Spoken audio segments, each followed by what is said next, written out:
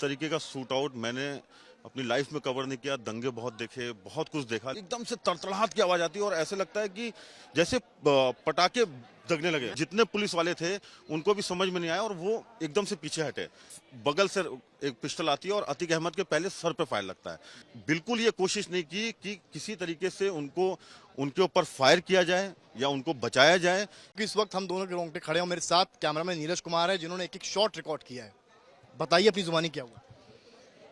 बहुत लंबा करियर हो गया, लेकिन इस तरीके का शूट आउट मैंने अपनी लाइफ में कवर नहीं किया। दंगे बहुत देखे, बहुत कुछ देखा, लेकिन जब पुलिस अंदर आई और हम लोग कैजुअली साथ में आ रहे थे। अमूमन ऐसा होता है कि कोई क्रिमिनल आता है तो हम लोग साथ में उसको कवर करते हुए जाते हैं और एकदम से हम इंतजार कर रहे थे काफी देर। बिल्कुल हम लोग करीब आधे घंटे से वेट कर रहे थे कि अतीक अहमद आएगा और हम लोग उसको उसकी बाइट के लिए इंतजार कर रहे थे कि एक शब्द वो बोलेगा। और जैसे शुरू करना, यहीं से शुरू करते हैं। बिल्कुल यहाँ से जैसे ही आप बात करना शुरू करते हैं और हम लोग पीछे पीछे जाते हैं और जैसे ही बोलना शुरू करता है, जैसे ही अतीक अहमद और असद वो उसका भाई बोलना शुरू करता है और एकदम से तड़तड़ाहट की आवाज आती है और ऐसे लगता है कि जैसे पटाखे दगने लगे। मैं अपने आंखों के सामने धुआं देख पाता हूँ। एकदम से आप धुआं देख पाते हैं, मुझे एक हल्का सा बर्न नजर आता है और मैं 2 कदम पीछे हटके मैं देखता हूं और एकदम से फायर और सब तितर बितर हो जाते हैं, इंक्लूडिंग जितने पुलिस वाले थे उनको भी समझ में नहीं आया और वो एकदम से पीछे हटे। जब वो पीछे हटे, मैं अपनी पोजीशन पे था, मैंने कैमरा वो स्टैटिक रखा और मैं ये पूरी कोशिश कर रहा था कि जो भी कुछ हो रहा है वो कैमरे में। नीरज, आपसे एक सवाल मेरा ये है कि पोजीशन क्या थी, ये सवाल आ रहा है। पोजीशन क्या थी उनकी, यानी कि जो गोलियां चली हैं, आप क्योंकि कैमरे से देख रहे थे, आपने सबसे बारीकी से देखा है, तीनों जो शूटर्स उनकी पोजीशन क्या थी? देखिए, अतीक अहमद और असद हमारे सामने थे, उसका भाई हमारे सामने था और बगल से एक पिस्टल आती है और अतीक अहमद के पहले सर पे फायर लगता है। जैसे ही सर पे फायर लगता है और एकदम से तड़तड़ाहट शुरू होती है और सब जितने भी लोग थे वो कम से कम 2-4 कदम पीछे हटते हैं। तो एक राइट हैंड साइड पे, एक लेफ्ट हैंड साइड पे और एक यहाँ से, मतलब तीनों तरफ से उसको घेरा हुआ था और बेतहाशा फायरिंग हो रही थी। इतनी फायरिंग हो रही थी कि किसी को कुछ नहीं समझ में आया और विद इन अ सेकेंड्स जब वो फायर बंद हुआ तब उनको कैप्चर किया गया और उन्होंने पिस्टल छोड़ी और हाथ खड़े किए, सरेंडर सरेंडर, और उन्होंने नारे लगाए और जैसे ही सरेंडर उन्होंने बोला, पुलिस ने उनको पकड़ लिया और उसमें से एक था वो लेट गया। हाथ खड़े किए और उसके बाद वो लेट गया। उन्होंने खुद सरेंडर किया। पुलिस ने, ऐसा नहीं था कि पुलिस ने रिटेलिएट, कामयाबी नहीं थी कि वहां पर ऐसा कुछ भी नहीं था। पुलिस की तरफ, पुलिस भी तितर बितर हो गई थी जब वो फायर, जब जिस तरह से गोलियां चल रही थी। उन्होंने पिस्टल छोड़ी, हाथ खड़े किए और तब पुलिस ने उनको पकड़ा। ये हुआ। ये बताइए मुझे कि जब तितर बितर हुए हैं, कई लोग भागे हैं, उस वक्त आपकी पोजीशन क्या थी? मैं अपनी पोजीशन से कम 4 से 6 कदम पीछे हटा। 4 से 6 कदम।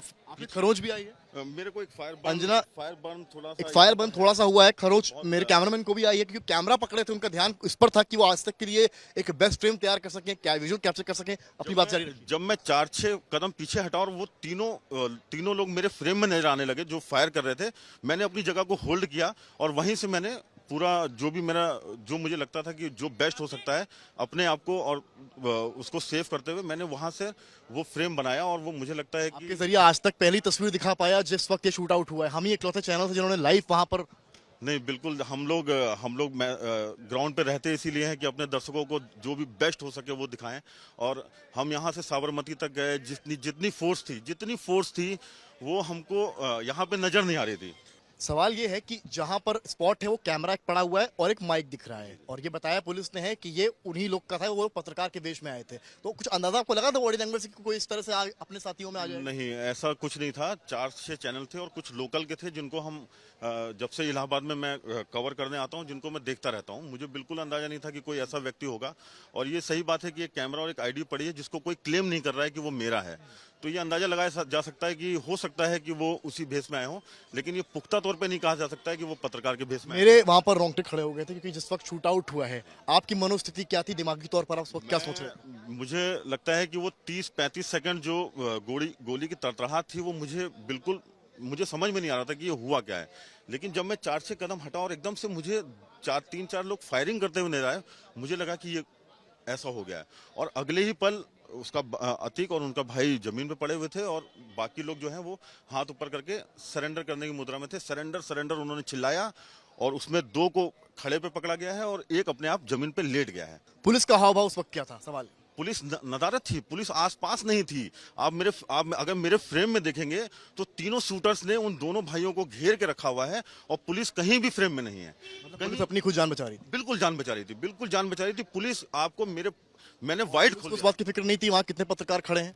मुझे नहीं लगता है कि होगी। मुझे लगता है कि जिस तरह की गोलीबारी हुई है, सब अपनी जान बचा के भाग रहे होंगे, तो पुलिस ने भी सोचा यही बेहतर है कि पहले जान बचाई जाए, बाद में देखा जाएगा।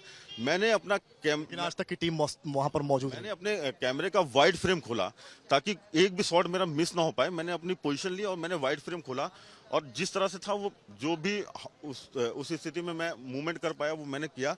लेकिन पूरे फ्रेम में आप देखेंगे, पूरे फ्रेम में देखेंगे आप, पुलिस नहीं है।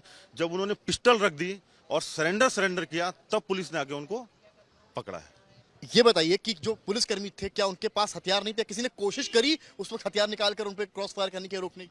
नहीं, मुझे नहीं लगता है कि किसी ने कोशिश करी, क्योंकि जब उन्होंने सरेंडर किया तो किसी के भी हाथ में मुझे पिस्टल नहीं नजर आई। उन्होंने उनको होल्ड किया, मतलब किसी ने भी ये कोशिश नहीं करी। सरेंडर किया तो उन्होंने अपनी पिस्तौल छोड़ दी। बिल्कुल, उन्होंने अपना काम किया, उन्होंने अपनी पिस्टल छोड़ी, हाथ ऊपर खड़े किए और सरेंडर किया। तब जो थाना इंचार्ज है उन्होंने आके 2 लोगों को पकड़ा और एक जो खुद लेट गया था उसको पुलिस वालों ने, क्या बोलते हैं, पुलिस ने उसको प्रेस करके नीचे दबाया और तीनों को तेजी में उन्होंने जीप में डाला और जीप में डाल के ले गए। मैं ये कह सकता हूँ, अपने अनुभव से तो नहीं कह सकता हूँ, जो मैंने देखा है मैं उसके हिसाब से कह रहा हूँ। पुलिस ने बिल्कुल ये कोशिश नहीं की कि किसी तरीके से उनके ऊपर फायर किया जाए या उनको बचाया जाए। ये बिल्कुल कोशिश नहीं हुई। जो आए थे उन्होंने अपना काम किया, उन्होंने अपना काम करने के बाद हाथ खड़े किए एंड देन पुलिस ने। बड़ी बात है, आप समझ सकते हैं शम्स की कोशिश नहीं हुई। जो आए थे अटैकर्स, जो शूटर्स थे, उन्होंने अपना काम किया और बंदूक रख दी नीचे, यानी कि पिस्टल नीचे रख दी और सरेंडर करने लगे। जो हमने अपनी आंखों से देखा, नीरज कुमार ने अपने कैमरे में कैद किया। तो ये बड़ी बात है कि आखिर कोशिश क्यों नहीं हुई उनको रोकने की उस वक्त,